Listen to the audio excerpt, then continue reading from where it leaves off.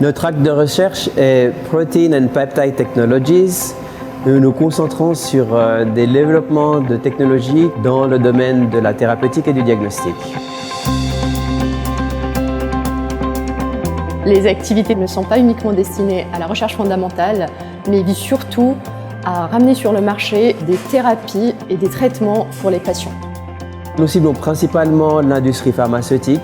Ce qui nous intéresse particulièrement, c'est le développement de biologiques en alternative aux petites molécules.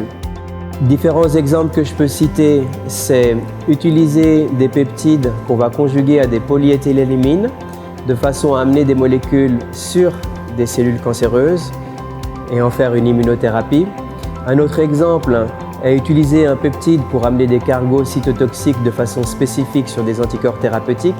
Une autre possibilité, c'est utiliser des lignées cellulaires de façon à surexprimer des anticorps thérapeutiques ou de modifier ces anticorps thérapeutiques en faisant ce qu'on appelle des bispécifiques qui sont capables de cibler deux récepteurs différents sur des cellules cancéreuses ou encore de manipuler des cellules de façon à exprimer à leur surface des récepteurs qui vont aller cibler des cellules cancéreuses. L'enjeu principal est actuellement d'utiliser des anticorps avec une efficacité certaine contre le cancer, mais d'en améliorer l'activité en y attachant donc ces molécules antitumorales pour effectivement les rendre bien plus actifs.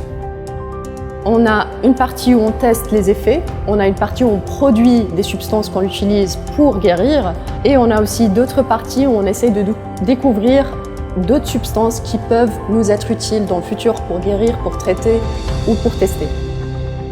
On mélange chimie des peptides particulièrement. On mélange aussi chimie des sucres, des oligonucléotides. Avec de la biochimie, on va produire des protéines recombinantes. Et on va utiliser de la biologie moléculaire parce qu'il va falloir cloner ces protéines, il va falloir cloner des vecteurs d'ADN qui vont pouvoir permettre de produire ces protéines. On va utiliser des lignées cellulaires qui vont nous permettre aussi de produire ces protéines ou des anticorps. Donc il faudra aussi aller manipuler ces cellules de façon à pouvoir produire ce qu'on souhaite obtenir. La plupart des médicaments dont on a l'habitude, on les prend de façon orale ou éventuellement sous forme de suppositoire.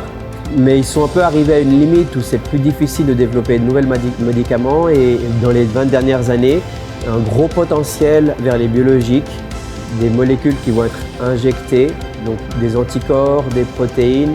Donc la pharmaceutique, il y a un très très fort essor dans ce sens-là et c'est dans ce domaine que nous souhaitons contribuer.